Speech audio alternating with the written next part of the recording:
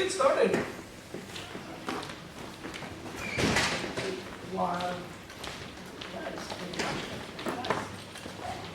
At the end of the day, day 2, there's 2 more slots to go. So welcome to the Generalist Advantage, your superpower. Quite an ambitious title, but I want to explain why I think this is something we need to take back into its true meaning. The generalists have kind of become a derogatory meaning someone who is a hack. And, you dabble among a lot of things, but never really knows something quite well. Jack of all trades, master of none, etc. So, in the next coming 45 minutes, I hope to give my view on this, why I think being a generalist is actually something good, something we should celebrate and maybe have more of. And after all these sections, I hope you might agree with me or we have some discussions afterwards. But first, who am I? My name is Sjölund. I live in Bordeaux at the moment. I work as an agile practitioner at Red Hat, but today I'm here as Jimmy the Generalist. I'm mostly self-taught, learning on the job, learning for fun, so I don't have any university degree, which used to be fine back in the day, but now you don't even get past the first AI filters if you don't have the checkbox. So it's getting more difficult to survive as a generalist now. But I learn on the job when needed, out of curiosity, and also worked at some larger companies, and I would say that I have done pretty well in time and throughout the years anyway.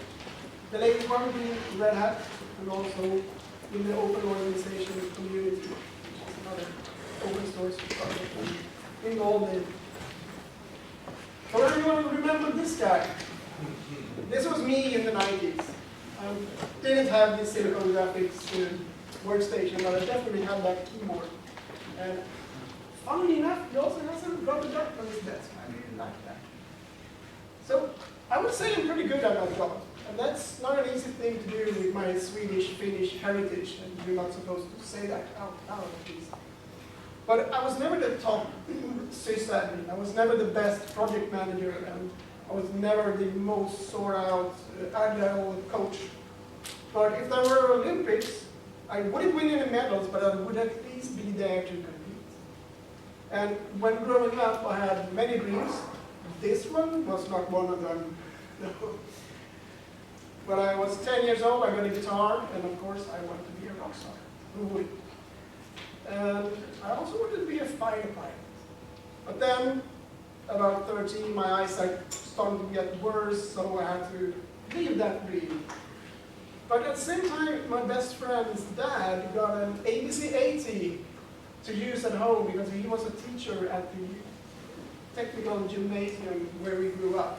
And he was kind enough to let us use it when he wasn't using evenings, late nights, and holidays. And back then, there were no games, really, especially not for the ABC-80. So we used the arcades down at the beach as inspiration, and then we got back to the computer where we had to create all those games by ourselves. So we put together Frogger, Moonlander, Space Invaders, the hottest things at the time, so I'm dating myself here quite a lot. And later on, I also realized we started using a trend that is now popular, we call pair programming. It's the latest, well, it's not latest anymore, but it's a cool thing to do. And we weren't doing that because we thought it was a great thing or because it was the latest agile invention. We did it because we only had one computer. That's how it started. I was also quite good at math, and when you're good at math at that time, you went to Fyraårig Teknisk Linje at gymnasium, and there I discovered I wanted to be an architect. Nice. Or a math teacher, perhaps. But the rockstar dream never faded, so I ended up here, which is the Kansankorkeakoulu in Haparanda, where I studied audio engineering and music for a couple of years before moving to Stockholm to pursue the rockstar dream, then you have to be in Stockholm. So to finance my playing and before stardom, I went to university and studied philosophy. Then I also landed a job at the Institute for Visually Impaired, Synskadades Riksförbund in Swedish. And that brings us back to this picture. I was the audio technician with some computer skills, and as our IT department was this guy, at that part he was called Thomas. And when people had trouble with their computers, they asked me because Thomas was very busy. And later on, when I moved over to join him in the IT department, we also had to learn by doing. There was no internet, well, kind of, but we didn't have access to it. There was no YouTube, and there was almost no university courses in anything except in C or Berkeley. We produced audiobooks and also print. We printed braille papers and also papers with large print. And the printer software, of course, were custom. So when there was a problem or we had to change something because the new labeling paper had changed formats, we had to rewrite the software ourselves. Thank God for Delphi at that time. So we had to look it up, how to do it, and then learn by doing. And yes, we did it all live in production. Then there was also the analog recordings. We were recording the audiobooks to tape, which was then transferred to cassette tapes. I obviously seem to be old enough to know cassette tapes as well.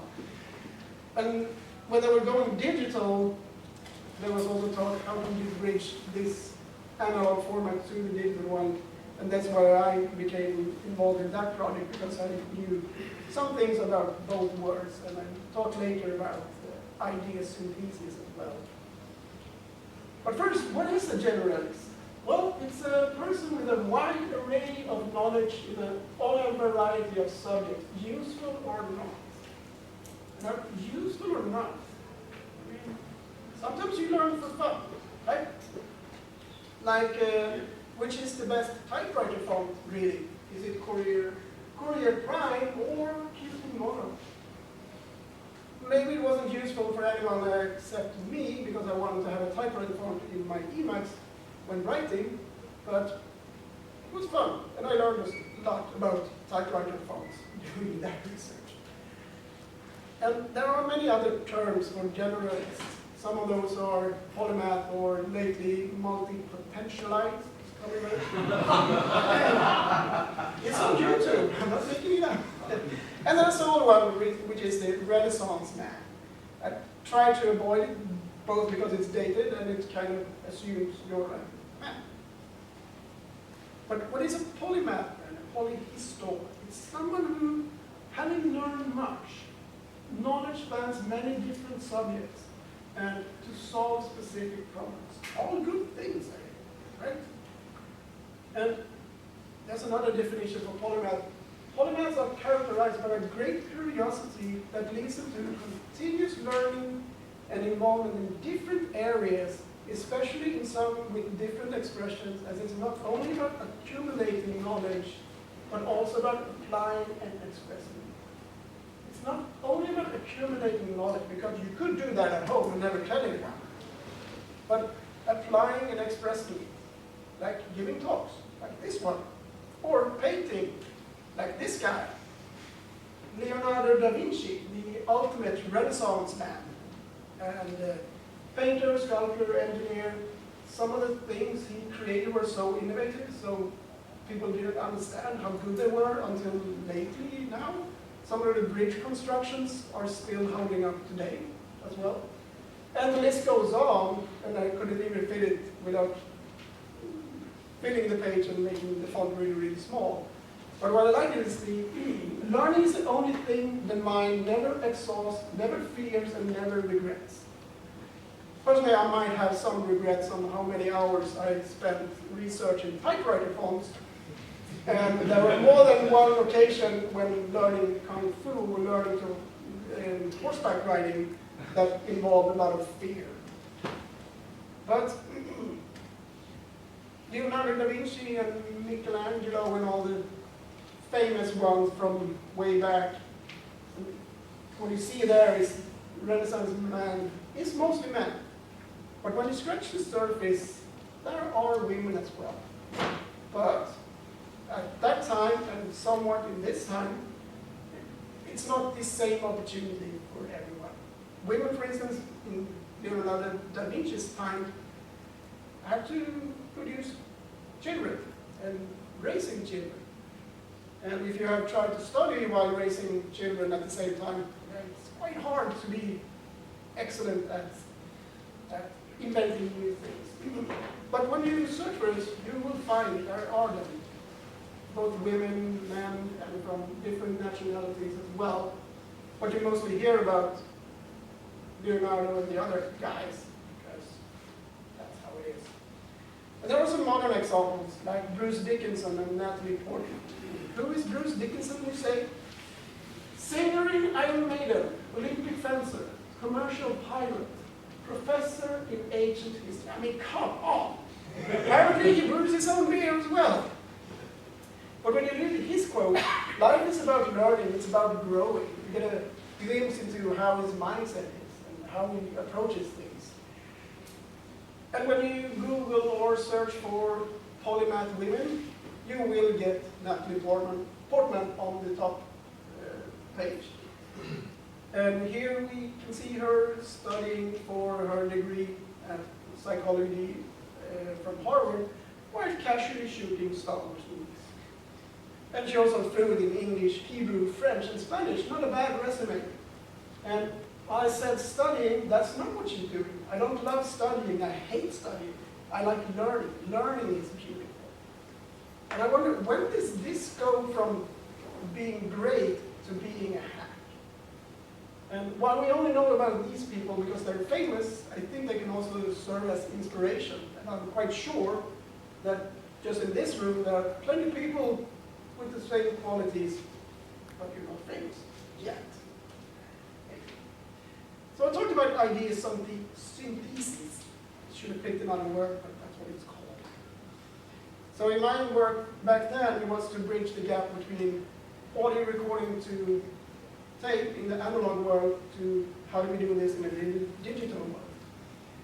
And when you talk about ideas, it's the combination of different knowledge skills in different areas from multiple disciplines, and from that you can create novel insights or make new connections, and you can also adapt them to new challenges.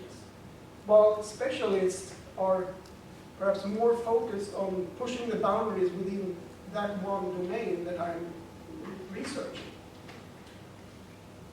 So it's about connecting the dots, integrate insight from various domains, like software engineer with a background in psychology could probably create another user interface than they would have without that experience as well. So you have two different areas, and what happens in the middle, that's where you can draw new innovation and new ideas from, new different concepts. For me, that was when I was involved in the DAISY project. And I still consider this my peak contribution to the world back to this day. There I could bring all my skills in both audio engineering and the computer hacking I had done previously. The audio was then recorded to tapes, which was transferred to cassette tapes. But there were different standards in every country. So even if you had a book in English, you couldn't share it with the US, UK, Canada, or Japan because it wouldn't play. So there was a consortium form that we're looking into. Now when we're looking at the digital one, maybe we should have a global standard so we could exchange books between the countries. It's not an easy task. Like, we could just end up here again. However, this time we actually succeeded. And maybe not because of me, but I was part of that. So I had experience working with the narrators, reading the books. They were recording themselves. When they did a mistake, they had to go back and then redo that part. There were no editing at the end of the recording, which was something I had to explain to the software engineers and the other experts in the group as well. There was some doctorate about compression formats, and I knew nothing about compression at that time. But what they didn't know was how is this going to be used by the real users, and not only the users that was listening to the finished product, but the users along the way recording. And I had to bridge the communication between them to make them understand why it was important for the end user to be able to stop the book when I go to bed and then continue tomorrow at the same place. Because CDs at that time, when you stop it, it went back to 0. And if you have a book on math with hundreds of hours, it's going to take a long time to find the right spot. So when the software reached alpha version, I actually produced the very first DAISY book ever. It's not the book in this picture though, but I did transfer this one from tape to digital evidence. And this picture is from March this year when I was at the library in Halmstad. And there were shelves, several shelves down with DAISY books. So it's still in use 30 years later. So one of the few standards that actually work. I will talk a lot about adaptability. And it's about knowledge from multiple areas and where you can pivot as the industry evolves or changes as well. That will help you make possible to be more resilient in times of change. And when I saw that audio engineering was on a decline, both at my work and also I have friends working at the Swedish radio, where both in my term the narrators were doing more work themselves. The Swedish talk hosts for radio were doing editing them by themselves, cutting in the computer, they were queuing up music. So I saw that, well, this kind of work is not going to be working for very long. So I switched over to the IT department, doubling up to be 2 people. So I had to learn new skills like networking or firewalls. That's where I got in contact with Linux for the first time. Later on in life as well, I pivoted from being a server admin focusing on security, working at Skanska, and I was tired of being one step behind on security all the time, always reading the new things to be accurate in securing all these servers and stuff. So I figured, I don't want to do this anymore. I want to do something more easy. So I wanted to switch over to be project manager. I thought, working with people, that must be easier. Boy, was I wrong! But that's a totally different talk. But being a generalist, a common trait is that you are able and also interested in changing directions. You are curious and you work with different areas, and then it's no problem to do something else. And that helped me navigate through the IT bubble, multiple layoff rounds, both at Skanska and Telia company, where other people with more experience, they had worked at the company for much longer than I had, were part of the layoffs because their knowledge had grown stale or they couldn't remain relevant. And you end up like that, then you could be one of the dinosaurs in the company. Could be a dangerous thing. Cross-disciplinary innovation as well. I talked about breakthroughs and combining different areas to make something new or more meaningful, like solving real problems. And something to mention with the Generalist is that they have practical collaboration skills which help out in groups as well. So for a while I was part of the Ubuntu Studio development team, and we got an email from a user who was visually impaired saying that I really love Ubuntu Studio, I can do everything by myself except the installation part. So I was curious, well, I work with these visually impaired people. I'm in the dev team, I know some parts of this. I wasn't a coder or anything like that. But I started to research, how can we make the tools ready for visually impaired people already when we start installation? And it was doable. And by the next release, it was totally accessible for him as well, from the installation. And the email I got from him afterwards, from this one user, still warms my heart today. And maybe this was a poor example of cross-disciplinary innovation. So I asked ChatGPT, as you do, And lo and behold, ChatGPT spot out a friend of mine, had a lesson. We know each other from the open organization community. And she works with OpenStreetMap and the humanitarian OpenStreetMap.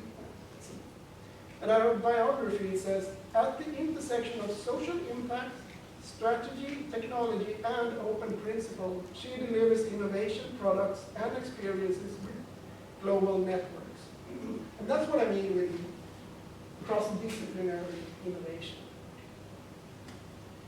I talked a bit about communication, where I talk to developers and experts in the DAISY project and try to make them understand the narrators and users and vice versa.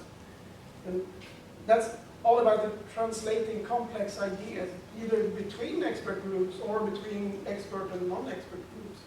And Generalist also usually serves as kind of a connector in teams, bridging between the different team members as well. What specialists might struggle a bit to explain their niche knowledge. Not a lot about this, but I can't make someone else understand what it's about. So anyone not seen Office Space?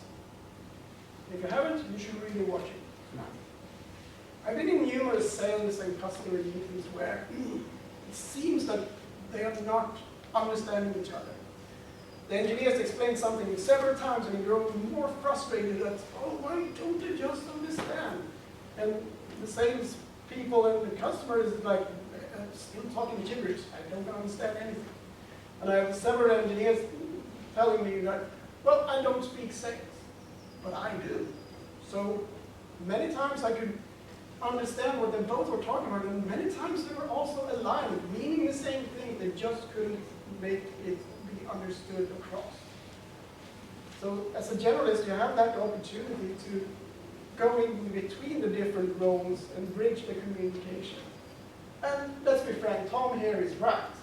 There are different words and different languages. And if you haven't seen it, it's a great scene where you try to describe what he does at work. I already told you, I deal with the goddamn customers, so the engineers don't have to.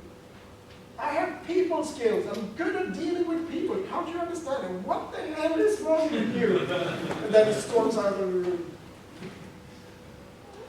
And I know the feeling. And problem solver, you can approach challenges from multiple perspectives because you have experience in a broader field, perhaps, and can offer diverse solutions, while specialists may focus on refining a deeply rooted approach instead. And this is why myself and many others advocate for diverse teams with diverse skills and backgrounds. You can bring different perspectives because you have different educations or experiences from before. And this is the unique personality that you bring to a team, and that will also help with how the team and the way of working with that. So I'm not saying that one is better than the other.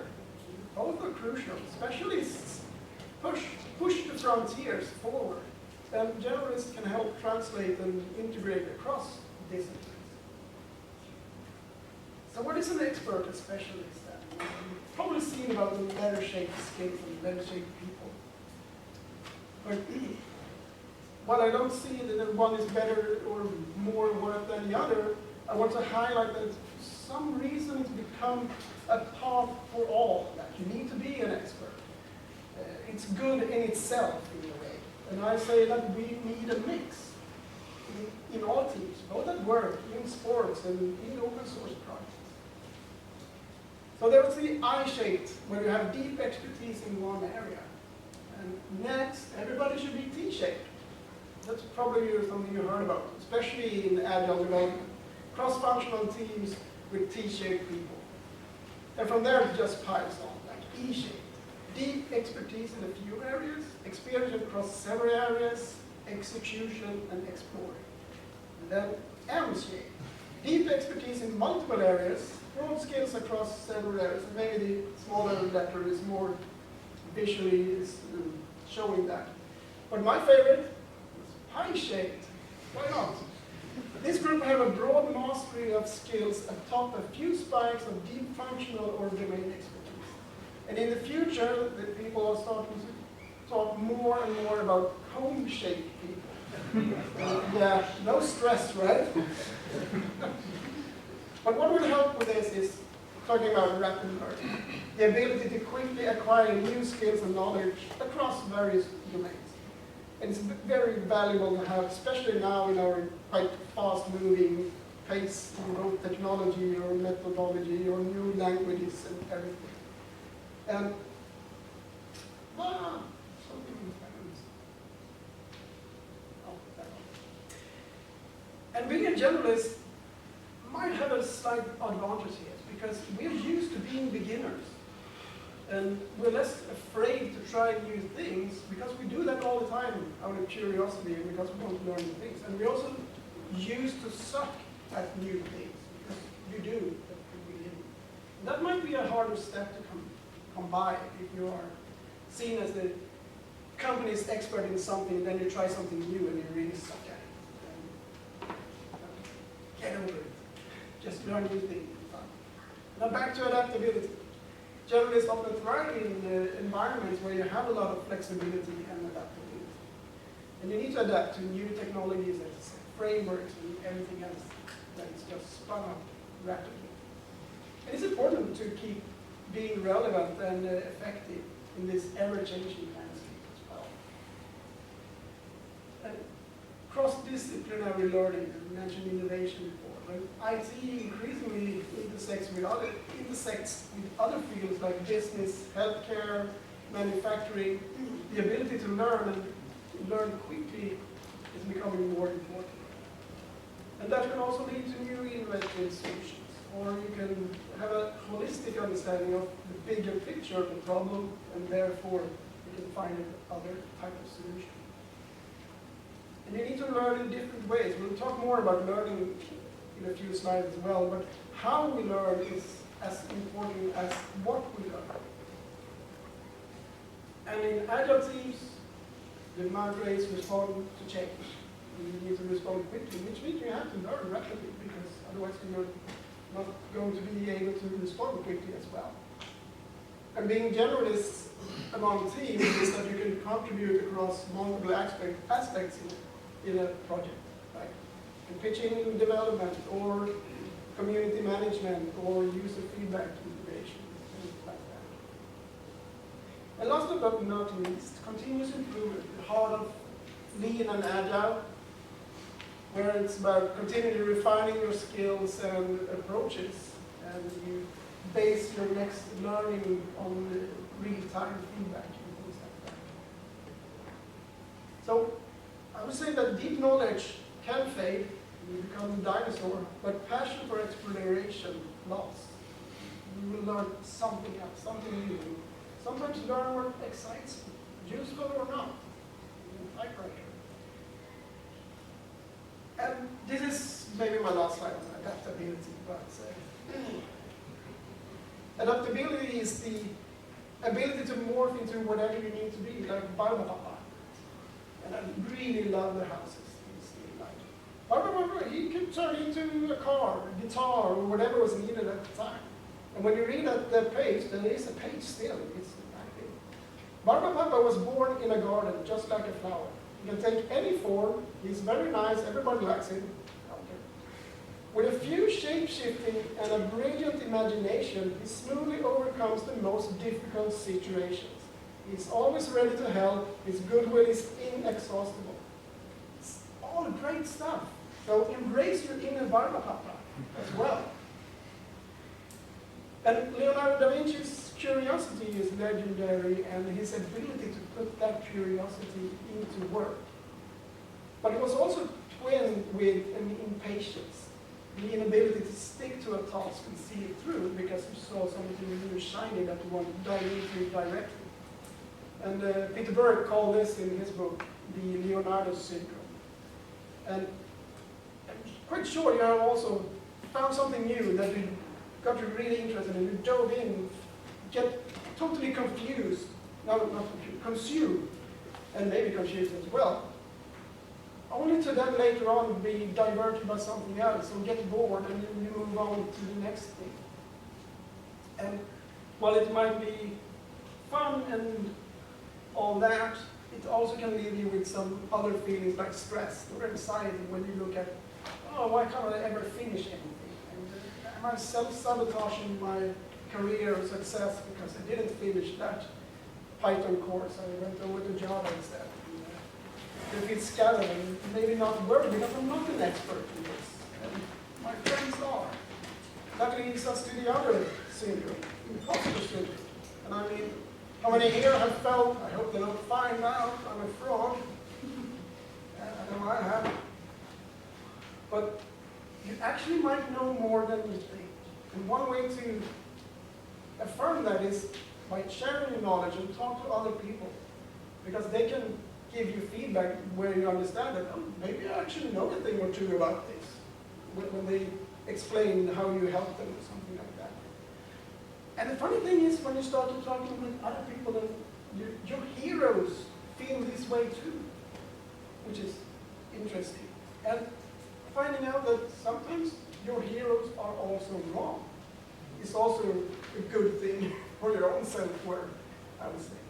I still struggle with this myself, but I'm learning to recognize when it happens and also then trying to acknowledge that it happens. I mean, before this talk, I'm getting sweaty and like a pit in my stomach, but I try to just accept it. Well, that's how it is, and afterwards I'm going to sneak out and hope nobody will ask me any difficult questions. So it does happen to everyone. I've talked to people that I looked up for years saying that, yeah, it's horrible, I hate being on stage, it's so nervous. It's a thing. You just need to accept that it's there. I also want to talk about the Pareto principle, which ties back to rapid learning. Wilfredo Pareto observed that the nature of the correlation between the 80 and 20, kind of called 80-20 rule. You might have heard of that as well. And one of his observations were that 80% of Italy's land at the time were owned by 20% of the people. So he started to look for more things that were actually acting like this. And if you go into statistics, you can see how this actually pans out. In 1941, another person, Joseph Duran, observed that 80% of issues were caused by 20% of the causes. And he talked about the vital few and useful many to highlight the contribution of the 80 and not just to dismiss them. But you can see, looking at the world, that 80% of sales usually come from 20% of your clients or your products. And 80% of the wealth is still owned by 20% of the population. And this was also verified by Microsoft 2 years back, that 80% of software problems are caused by 20% of products. So find those 20% and fix them, or fix them first. And the other thing that this is applicable to learning as well. By focusing on 20% of the concepts, you might learn up to 80% of the learning outcomes. So find those 20%, learn that first. And maybe after that, you won't need the 100%. Might be good enough for the purpose that you have at that time. And we can't talk about learning and Pareto principle without talking about mastery. And Gerald Flanders listed 3 critical elements, as he saw it, on your way to mastery as well. Passion and purpose, deep practice, and persistence. The willingness to continue during difficult practice times. And he also made an example with the mastery curve and the 4 levels, where you have the novice who is interested, and then at the beginning you have the rapid learning, but then you reach a plateau, and the novice grows tired and eventually just comes out. And he also lists on the amateur who puts in a bit more practice and then have some acceptable performance and then stay on that plateau.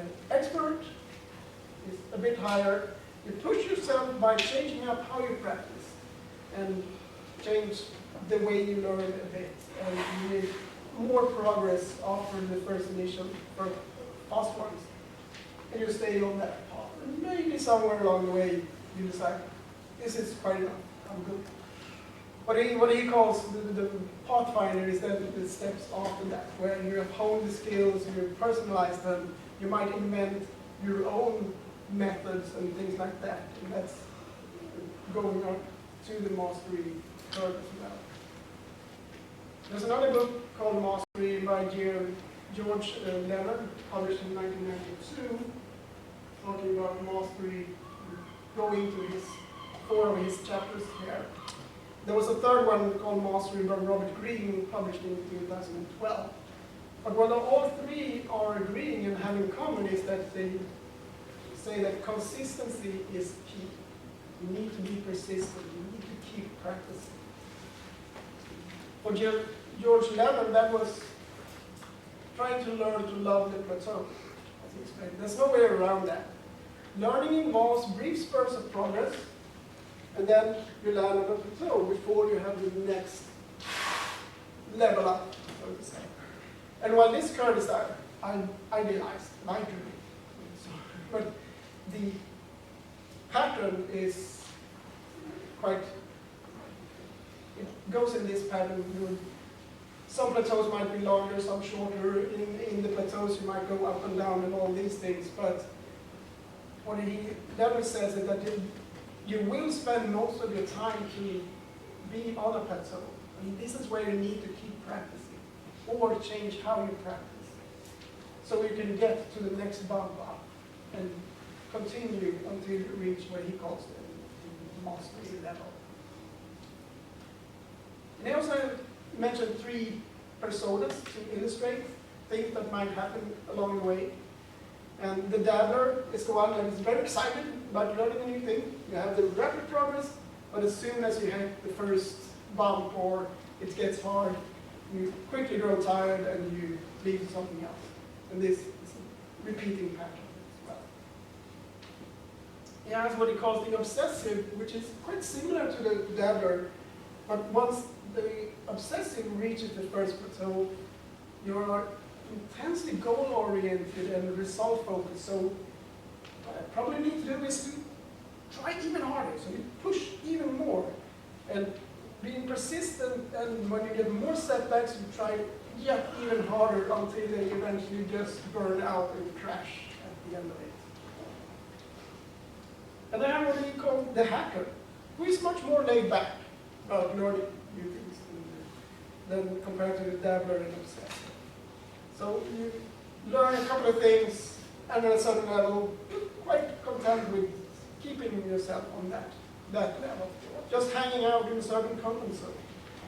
And what Leonard then says is the hacker does avoid getting frustrated, but at the same time is unwilling to invest the time necessary to reach the next level, and therefore will not be on the same path for mastery. And how does this then compare to the Pareto principle when we talk about the 80-20? They all talk about that mastery is not about reaching perfection. It's in maintaining a mindset of continuous improvement and building your skills. And they say mastery is a path, not a destination. So embrace the journey rather than fixate on the end goal here. And also, it talks about what is mastery. And I mean, when is mastery? Is it here? There? When is it? And who actually decides what's the mastery level? George Leonard doesn't go into that. He more said that, well, what is mastery? At the heart of it, mastery is practice. Mastery is staying on the path. So as long as you continue to learn, you're still on the right path. And the categories are not as neat as in these pictures, but you can also be all 3 of them personas at different times. You could be a dabbler at work and a master at playing guitar, or the other way around. You could be a hacker at cooking, but not a master chef. But the basic pattern is emerged as well. So, how does this apply to open source communities then? Well, these are the traits when I asked ChatGPT and researched a bit what are the common traits for open source projects and communities. It's collaborative, and usually across geographical boundaries as well. Open and transparent, we all agree with that. And you have the diverse skills. I talked about backgrounds, and we have people with coding skills and design skills and project management and all these things. Usually have strong support systems like forums, mailing lists, chat channels, and so on. Also, quite common that we help newcomers and people asking for help and facilitate communication. Encourages continuous learning and improvement. Open source contributors are usually also called explorers, I found out. And we're motivated by passion or learning opportunities and a desire to give back. And when comparing that to what a generalist or one of the traits from there is they bring their value is in collaborative they bridge the communication as I talked about and the knowledge sharing, which can improve or smooth the collaboration between different projects within the project. Can you contribute to various aspects of the project? Coding, testing, community management, and so on. And you also have great people then for mentoring newcomers as well, because we can help them navigate through the different areas, not depending on what type of contribution they would like to do. And they can coordinate a lot of things. Most of the time in open source projects, I'm not the coder. I'm doing all the other stuff, the boring stuff nobody else wants to do sometimes, but yeah, it helps with someone actually needing to do that. So to summarize, what is the generalist advantage then? Well, we function as generators of innovations and enrich working groups. And I can come back to the adaptability, capacity to change. And bridges between working groups. So when people say jack of all trades, master of none, I don't agree with that. And what is the good thing about the one-trick pony, which is the other part? And I don't believe it's true, because as we saw with the mastery curve as well, somewhere along the line, you can be a jack of all trades and maybe a master of several things. As long as you don't give up too soon, like the dad. And a hacker in Levin's world can still be a master. It just depends on which level you decide is enough for now. And there's no saying that you won't come back to that and learn more after that. So I started this saying I don't have a university degree, but if I finish my Java course this term, I will have a degree by this summer at this degree. So you never know. And by learning completely different things, I learned that while doing horse riding, while doing agile transformation at Telia, I saw similarities or things where I could apply. How do we learn to ride a horse, which is a really, really big animal? And my daughter, who was then 7 years old, tried to steer this beast around. And that was kind of how it felt, trying to become more agile at Telia at some parts. But I could bring those insights together and also bring that to work. So embrace your passions and follow your curiosity down those rabbit holes. Because you never know when it will be useful. And you don't need to be a specialist. You can if you want to. But if you don't want to, that's okay. And not knowing what you want to be when you grow up is also okay. Like me, I'm 53. I still don't know what I'm going to do when I grow up. With that, I'm curious of what questions you might have. Thank you.